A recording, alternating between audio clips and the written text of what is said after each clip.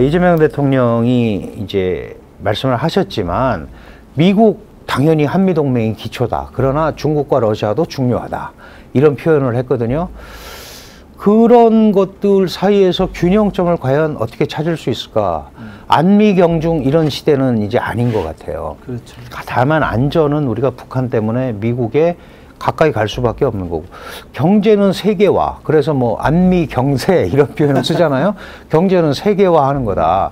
그러면 결국은 어떻게 얘기를 해야 되냐면 미국이든 중국이든 안 되는 건 안 된다고 얘기를 하는 게, 특히 경제 문제에 있어서는 하는 게 가장 좋은 방법인 것 같이 저는 생각이 듭니다. 이 부분은 이렇게 해서 안 된다. 예를 들면 너희 그렇게 하면 반도체 안 산다고 그러는데, 안 사는 게 아니라 우리가 미국과 문제가 생기면 미국의 장비를 쓸 수 없기 때문에 너희한테 팔 반도체를 만들 수 없다라는 얘기를 해주는 거죠. 설득시키는 거죠. 그렇죠. 그리고 트럼프한테도 마찬가지예요. 사실 트럼프 대통령은 경제만 가지고 하는 게 아니잖아요. 이제 곧 통상 문제 플러스 주한미군, 주둔군, 방위비 분담금 문제까지 다 오게 돼 있습니다. 그렇죠. 그동안은 우리가 결정권이 없다 이래서 지금 몇 개월 시간을 벌었는데, 지금 이재명 정부가 제일 먼저 봉착한 문제가 이제 미국과의 통상 소위 교섭이고, 거기에 따라 부수적으로 따라오는 이제 주둔군 방위비 분담금 문제까지 다 오게 돼 있습니다. 그렇죠.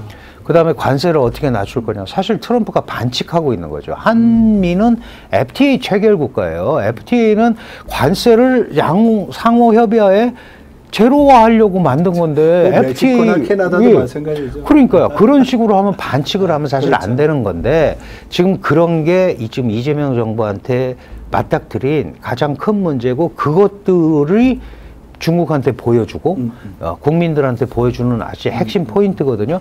그러니까 결국 이런 상황에서는 우리가 할 말을 하고 가는 게 제일 나은 거 아니냐.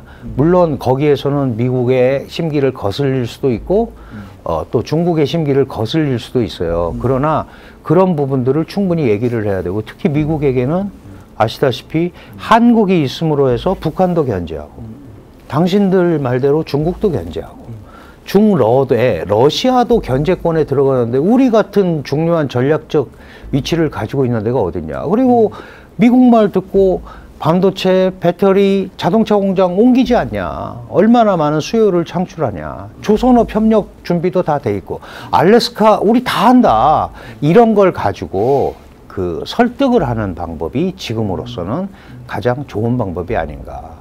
다른 방법은 사실 쉽지가 않습니다.